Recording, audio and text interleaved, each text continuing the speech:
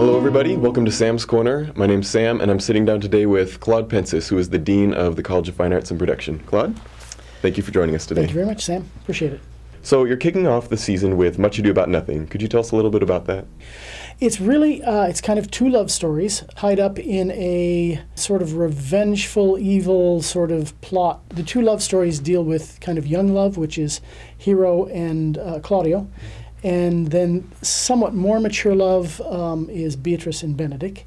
And then the evil ne'er-do-well is Don John. And Don John, to a large degree, endeavors to try to break up all that is good. He seems to be a bad egg, shall we say. So it is those two stories and then his plot to try to bring everything to an end. And then so as far as looking at the season as a whole, do you have sort of a vision for that or a direction that all of these plays are moving in? Could you tell us a little bit about those as well? Well, they're all very different sorts of plays. We kind of scatter about because we go from Shakespeare to the two operas, one of which is written by an American, the other is a Czech composer. But they are two little gems on their own. Each one is about an hour. Beauty and the Beast pretty much follows the story of Beauty and the Beast with more modern sort of American music. Comedy on the Bridge, the storyline is basically you've got two Eastern European countries at war, and there's a bridge between them.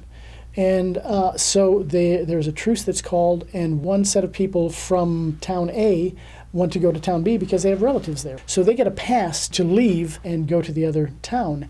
And then some other people from town B do the same sort of thing because they want to visit people on that side. And what happens is the pass allows them to exit their country, but not to enter the other country.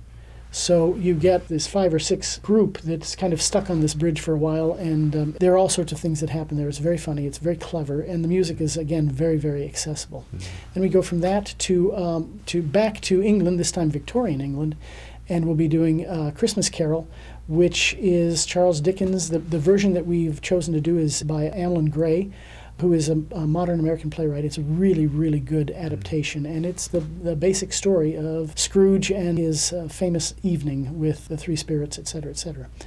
We then move from Victorian England to late 19th, early 20th century Russia, and we deal with The Cherry Orchard, which is probably one of the top 10, if not top 5 plays ever written. Mm-hmm. It is kind of a dark comedy. It is melancholy. It deals with a Russian family that really is not keeping up with the times, we'll put it that way. Political times, the social times around them have kind of moved on.